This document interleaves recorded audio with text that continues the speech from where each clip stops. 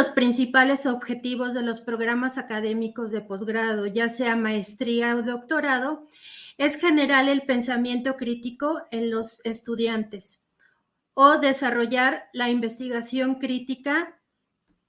Sin embargo, esto parece a veces ser un terreno de nadie. Nos preguntamos entonces quién enseña a pensar críticamente y cómo se materializa esto en el proceso de investigación. El episodio número 5 de este podcast, La bendita tesis, exorcizando a sus demonios, hace la alusión a la máxima del filósofo francés René Descartes: pienso, luego existo. Para decir, cuestiono, analizo, critico, luego investigo. Sobre esto conversaremos el día de hoy con el profesor y doctor en filosofía Juan de Dios Escalante, quien él imparte actualmente clases en el Instituto Politécnico Nacional, la UNAM, la Normal del Estado de México, y sus líneas de investigación están enfocadas a la inter, multi y transdisciplina en América Latina. Pues además de esto es amigo y compañero a quien le doy la más cordial bienvenida para que conversemos sobre esto. Muy bien, muchas gracias, Ruth, por la invitación. Estamos a la orden. Muchas gracias, Juan. Y mira, este tema, como yo lo decía en la introducción, parece ser terreno de nadie. Muchas veces solamente estos textos del pensamiento crítico se quedan pues en las páginas de los posgrados, pero la primera pregunta sería, ¿qué es el pensamiento crítico y cómo se promueve desde el aula o desde el escenario de la educación? Claro, yo creo que el pensamiento crítico, Ruth, debe de tener como base una pedagogía lúdica, no seria. O sea, la modernidad, como se impone, la modernidad europea, occidental, capitalista sobre todo, ahorita vamos a ver cómo se estructura esta idea de lo moderno como una idea impuesta, con estructuras que van formando cada una de nuestras acciones, de nuestros pensamientos, de nuestros valores incluso, ¿no? Nietzsche desestructura desde el pensamiento crítico, por ejemplo, toda la idea de los valores religiosos del catolicismo. Los desestructura y muestra que detrás hay relaciones de poder. Entonces, cuando nosotros vamos hacia la realidad, tenemos que hacerlo de una manera pedagógica, pero que nos guste, que no lo hagamos con esa seriedad, disciplina militar, ¿no? No, tiene que ser pedagógica, tiene que tener ciertos hilos para que podamos irla entendiendo y sobre todo comprendiendo. La parte epistemológica debe de tener estas dos partes implícitas, el comprender y el explicar. Así la realidad tiene que darse, pero lo primero que tenemos que hacer con el pensamiento crítico es entenderlo como una pedagogía, no solamente como una teoría crítica que hace una serie de metodologías o pasos para comprender o para desestructurar lo que aparece como verdad. Eso es una de las partes primero que tendríamos que abordar, el pensamiento crítico como una pedagogía. Ahora, ¿qué es el pensamiento crítico? Bueno, pues desarticulemos qué es pensamiento y qué es crítico.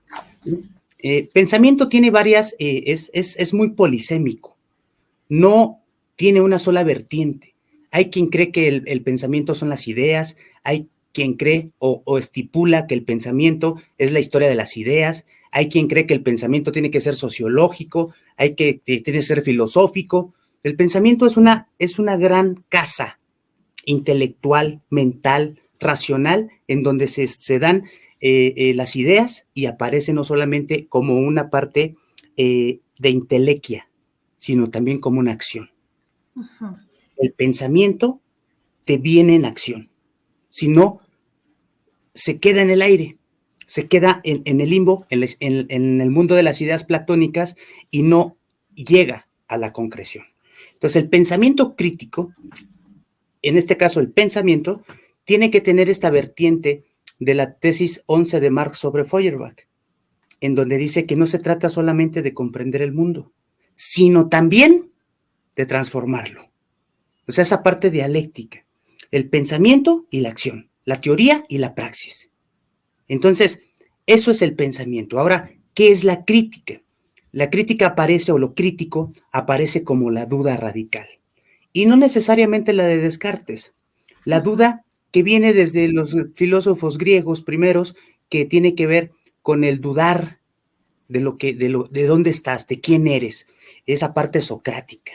Sócrates es uno de los principales inventores. Todavía no se llamaba pensamiento crítico como lo llamamos hoy modernamente, pero él practicaba esa parte, ponía a dudar al joven para que él pudiera entenderlo desde sus propias capacidades racionales, emocionales, y hacer un tipo de que dejara los prejuicios y pudiera ir generando los mejores argumentos para poder entender la realidad tal como es y no tal como aparenta ser.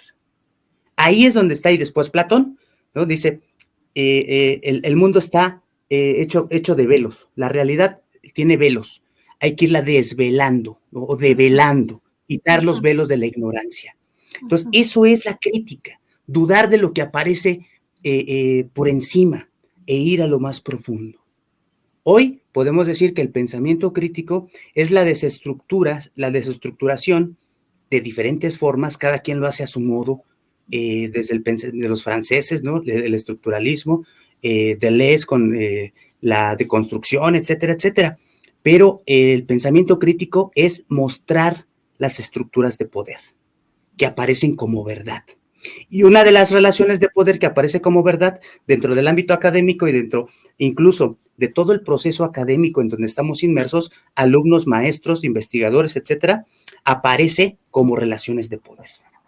La tesis es una relación de poder. Bueno, ahora vamos a ver cómo la desestructuramos implícitamente o teniendo implícitamente el pensamiento crítico. Entonces, la crítica es la duda radical. Dice, hay que dudar hasta de uno mismo, dudar de tu sombra. Entonces, pero no como una parte que da incertidumbre, no, sino como un proceso para averiguar la verdad, para averiguar o develar la realidad. Entonces, el pensamiento crítico es eso, ¿no? Tiene que ver con la praxis, con la teoría, y esa teoría también tiene que ver con la desestructuración de que hay elementos supuestamente científicos que están articulados como una verdad y no lo son. Sí. Son a veces ideologías.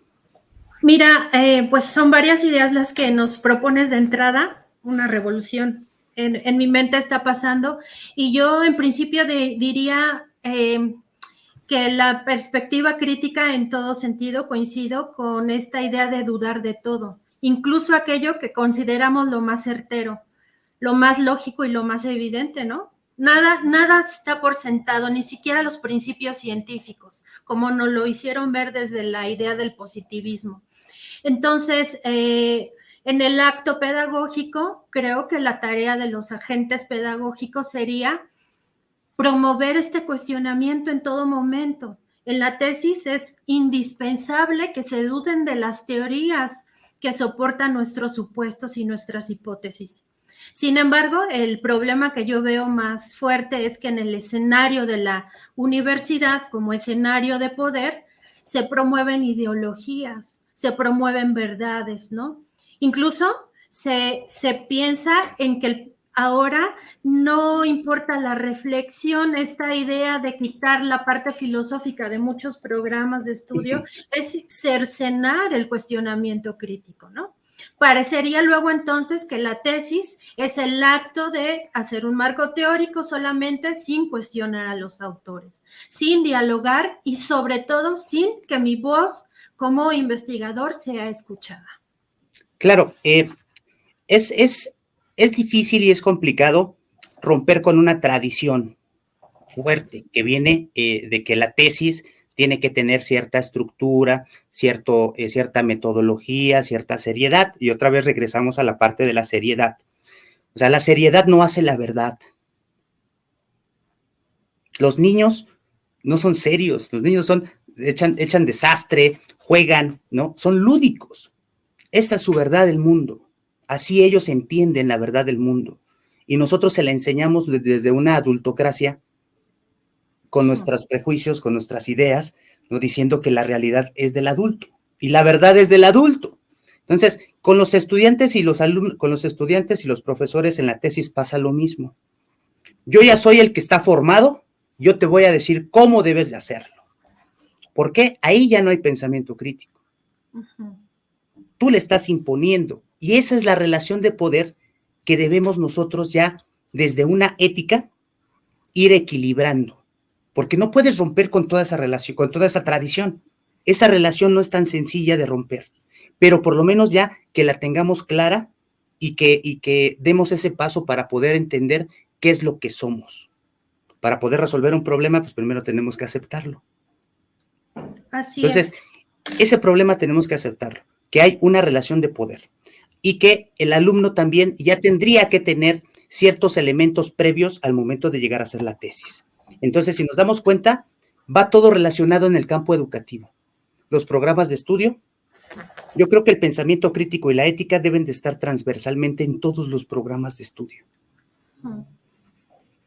Eso de la transversalidad también habría que cuestionarlo, pero por lo menos habría que ir dejando estos sesgos, o más bien yo apelaría a una formación dura del pensamiento crítico y de la ética, para buscar este equilibrio, esta frónesis, esta analogía, e ir buscando formas nuevas de titulación. Por ejemplo, hacer la tesis en equipo, en pareja. O sea, no se puede, o sea, ¿por qué no se puede? Pues porque las estructuras universitarias están hechas así, ya están codificadas, ya están simbolizadas, y ese simbolismo aparece como verdad, y no hay otra. Entonces, ahí es donde tenemos que poner el ojo, la llaga, para que entendamos que esa relación de poder se puede desestructurar, aunque sea poco a poco, e ir cambiando las formas para que los chavos le entren bien a la tesis, lo hagan con gusto y no como terror, ¿no? Así es. Incluso yo convocaría pues a Foucault, ¿no? En la idea del poder en el saber, ¿no? Esta idea un poco sutil que el director empieza a promover en el tesista, ¿no? Como los caminos que para él le sirven, el tema que para él le sirve, claro, los datos que le van a alimentar incluso a su propia investigación del director de tesis, ¿no? Que no es esa cosa más que una relación de poder, pero claro que esta encuentra su campo fértil en tanto que el tesista no viene con la duda permanente, ¿no? Y es un tesista muy ligero, como el viento, que si le dicen investiga este tema, lo investiga. A mí me causa mucho problema pensar que los alumnos no tienen inquietudes investigativas. Y no sé si lo he dicho aquí, pero yo veo constantemente en el Facebook alguien que me sugiera un problema de tesis. O sea, me parece inaudito, porque entonces, ¿dónde quedan esas inquietudes investigativas, no? ¿Recuerdas que nos decían en un diplomado que tomamos juntos, ¿dónde están esas cosas que te duelen? Otro profesor decía, ¿dónde están esas ronchas que no te dejan vivir? Parecería que ya nos pusieron una inyección contra las ronchas y ahora pasamos sin mayor problema por cualquier tema, incluso ninguno que yo pueda disfrutar o alguno que disfrute. Le diste al clavo, Ruth. Es donde hilas tu vida con la parte académica, tus emociones, tus intereses, los intereses del profesor, los intereses de los programas de investigación, porque si no el profesor no le dan sus puntos y no gana más dinero. Entonces, al que se llevan de calle es al alumno, al que está haciendo la tesis y dice, yo mejor renuncio, ya no juego, porque se da cuenta de la relación de poder, quieras o no, traiga o no esos elementos críticos, se siente, duele, y en ese dolor es donde se padece el mundo, y ya no lo vives, solamente lo padeces. Y yo creo que no se trata de padecer la tesis, sino que la parte de la investigación tiene que ser, te digo, pedagógica. Uh-huh. El maestro tiene que enseñar, mostrar, no imponer. El saber no es imponer, decir, las cosas son así, no, es mostrar un camino y que el alumno te vaya siguiendo también. Y que el alumno te diga, profesor está equivocado, puede ser también por acá, ¿eh?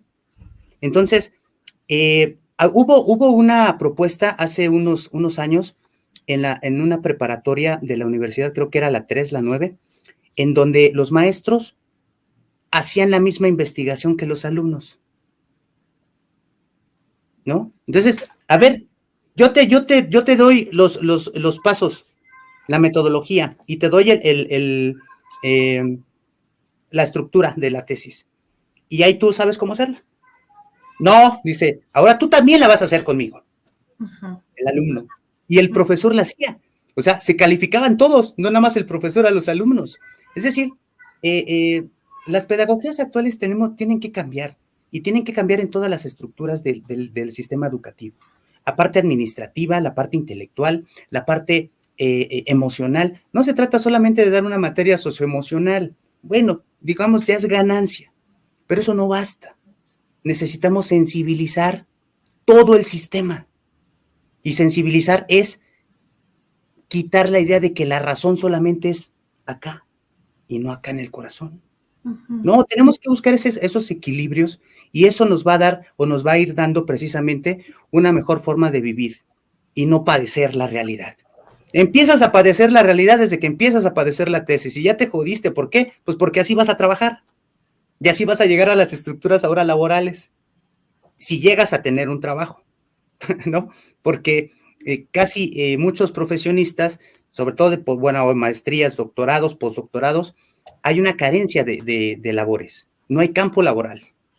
Entonces tenemos una fuerte oferta de doctores que trabajan en el Uber, precisamente porque no hubo una condición de una relación empática entre la parte académica y la parte laboral, o la parte también personal. Eso tenemos que ir trabajando poco a poco, tenemos que ir deshilando, ¿no? Desenmarañando todas esas relaciones de poder, pero tenemos que empezar con nosotros mismos, con una parte ética. Así es.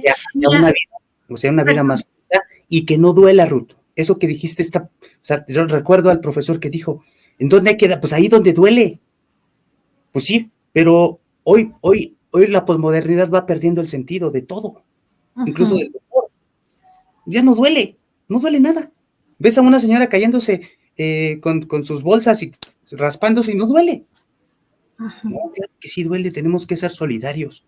¿Por qué? Porque ahí es donde está la justicia y donde está la igualdad humana. Así es. Sin caer en la parte comunista. Así es. Y de hecho, a mí me haces ahora pensar en que el pensamiento crítico hoy en día ni se valora ni se necesita. Ya todo es like o dislike, ¿no? Ya todos incluso somos expertos en todo. Entonces, es esa falta de promoción de la crítica, incluso en las redes sociales, donde ya lo damos todo por hecho, ¿no? También, si lo pensamos bien, es una relación de poder social, Claro, el apaciguamiento del cerebro ante las redes, ¿no? Claro. Ya no capitaliza, digamos, ¿no? En esta idea, ya no, el pensamiento crítico no capitaliza, porque es molesto, porque es enfadoso, porque no cabe, porque huele mal. Pues te digo, hay que equilibrar el pensamiento crítico con lo serio, con esta parte engorrosa. No se trata solamente de una estructura mental o racional, no. O sea, la objetividad y la subjetividad están caminando juntas.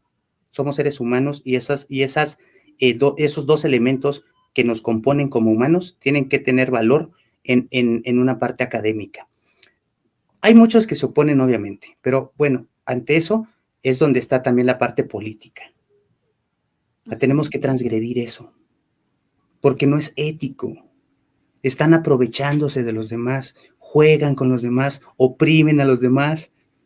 Entonces, no es porque uno lo diga, o sea, ves los padecimientos y ves el dolor. Entonces, no se trata de que el dolor académico, en donde a veces pasa desapercibido y te lo aguantas, no pasa nada, porque las cosas así son. Pues en la realidad social pasa exactamente lo mismo. Ahora la parte simbólica de la realidad aparece como una verdad. los fake news, ¿no? Ya no tienes capacidad para decir qué es verdad, qué es cierto, qué no es cierto, o por lo menos qué tiene sentido, qué sentido de verdad, no la verdad esa metafísica con B gran mayúscula. ¿Y qué es lo que pasa? Perdemos el sentido de la vida. Uh-huh. Y ahí es donde tenemos que ponerle, porque si no vamos hacia el vacío existencial, y el vacío es un precipicio en donde el mundo puede llegar a caer. Y no lo digo en una manera así como maximizando esa idea de que el mundo se va a acabar. Uh-huh. No sé, eso es hay mucha incertidumbre sobre ello, pero por lo menos vamos perdiendo humanidad, vamos perdiendo sentidos, vamos perdiendo virtudes, vamos perdiendo algunas formas, digamos, de racionalizar las cosas, ¿no? Esta parte de las neurociencias nos va enseñando que hoy vamos perdiendo capacidades para poder entendernos en una relación social. El tejido social se desarticula, va viciándose la solidaridad, el altruismo se ve como que te doy las migajas y se aplaude. Entonces, todo ese tipo de cosas en la realidad social, en la realidad política y en la realidad económica, que es una parte fuerte también que habría que analizar, porque a final de cuentas estamos enmarcados en ese capitalismo que no nos deja. Si quieres, es así, y si no, pues ni modo. ¿Qué es lo que nos mueve? El interés económico. Uh-huh. Al académico le mueve la puntitis y es interés económico. No lo hace porque quiere al alumno, no lo hace porque quiere la educación, no lo hace con el eros pedagógico, por amar por amar la educación. No, ya no. Entonces, habría que regresar no solo a Foucault, también a nuestros clásicos mexicanos, latinoamericanos, ¿no? A Simón Rodríguez, a Abraham Castellanos, todos estos pedagogos que estaban dentro del ámbito, Torres Quintero, Pestalozzi, que Freire, estaban dentro. ¿No? Bueno, Freire, eso es básico. ¿No? Con justo con la pedagogía del oprimido, ¿no? Claro, como ese sector social que lo debemos empujar a la transformación. Ahí está el pensamiento, Freire es crítico, es la pedagogía crítica del siglo XX y que transgrede el siglo XXI, porque regresamos a Freire y lo estamos retomando y lo vamos actualizando. Esa es la idea hoy del nuevo profesor, que hagamos de la tesis, que hagamos de la investigación algo rico, algo sabroso, con sentido y sin relación de poder. Así es.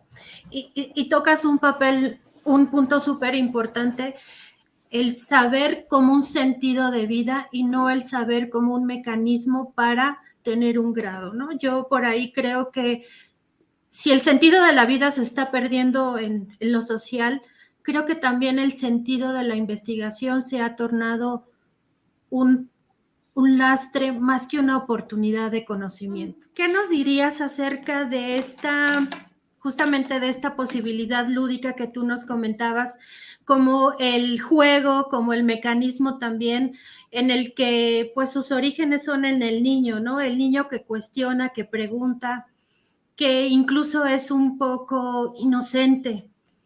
¿Cómo recuperar esa forma de preguntarle a la vida? Porque los niños lo único que quieren es descubrir su mundo todo el tiempo y en ese sentido hacen cosas inimaginables. Sí, por ejemplo, Freire, desde una pedagogía del oprimido, podríamos decir que el adulto oprime al niño que llevamos dentro. Imagínate llegar de viejo al espejo y preguntarte ya casi con los huesos que te duelen, sabiendo que ya te falta poco para morir, ¿qué tanto traicionaste al niño que llevas dentro? O sea, eso es algo que duele, porque vas matando al niño que llevas dentro. Y precisamente la inocencia es la que nos da vida, la que nos da fortaleza y la que nos da como esa tensión que nos jala para el saber. Uh-huh. Pero no el saber en un sentido impositivo, sino en un sentido lúdico, como lo hace el niño. Ya basta de adultocracia. O de hiperracionalidad, ¿no? El conocimiento hiperracionalizado que no pasa por el corazón y solamente sabe pasar por la criba de la crítica, ¿no? La crítica sin razón. Juan, Claro. para Es que terminar. efectivamente, tantito, Sí, una reflexión sobre esa parte, es precisamente la parte racional con Kant, la que hace de esto un hiperracionalismo, y malinterpretado también Kant, y malinterpretado también Descartes. O sea, esto no se hizo para generar un positivismo logicista, racionalista, cientificista, que tiene que estructurar y disciplinar casi militarmente lo académico. uh-huh. No, por eso regresamos a que el conocimiento tiene que ser pedagógico, el saber tiene que ser pedagógico, todo tiene que tener una estructura pedagógica. Los ingenieros, por ejemplo, enseñan matemáticas y lo enseñan de una manera como ellos lo aprendieron, como su maestro se lo aprendió. No tienen una pedagogía algunos, hay unos que sí son bien, o sea, bien truchas y enseñan las matemáticas y el chavo lo agarra de volada, pero hay otros que no, pum, pum, pum, pum, y no, pues no. Por eso tenemos tanto índice de reprobado en las matemáticas, porque falta pedagogía, falta amor a la educación. Le llamaba Pestalozzi el eros pedagógico. Sí, sí, sí. Incluso falta desapegarnos de las tradiciones educativas enciclopédicas, ¿no? De aprender el saber memorizando, y creo que ahí está mucha de las fallas. Sí, si me pudiera cuestionar cuál es el origen del no pensamiento crítico, pues es un origen también básicamente pedagógico. Exactamente. Ahí nosotros ya, hay una parte que tenemos que también tener clara, que sí hay especialidades. O sea, hay gente que se especializa en ciertas ramas, ¿no? De una disciplina y en ciertas partes de la realidad, pero no puede quedarse ahí. O sea, tenemos que ir también a ser interdisciplina, multidisciplina, transdisciplina. Eso también es generar equipo, es generar comunidad académica, es generar justicia académica y no imposición, no estructura. Entonces, eso es lo que tratamos de hacer acá en América Latina, en México, y creo que vamos por buen camino. Cada vez se van sumando más personas, más intelectuales, más académicos, más investigadores, y van dejando esta parte. Pero pues obviamente hay que hacer camino. Ya no hay camino hecho. Como decía Machado, caminante no hay camino, se hace camino al andar. Así es, así es. Y yo quizá para cerrar solo también diría que en la medida que puedo escuchar el pensamiento crítico del otro, también puedo crecer.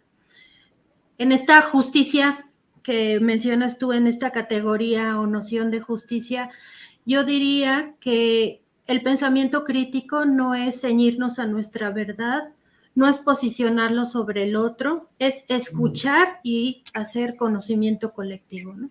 Que tanta falta nos hace, y no estar y bajarnos de nuestros propios ladrillitos de poder, porque el pensamiento es tan inmenso que sabemos casi nada. Juan de Dios, claro. Muchísimas gracias por por este breve diálogo, y pues seguramente en otro momento te invitaremos a dialogar.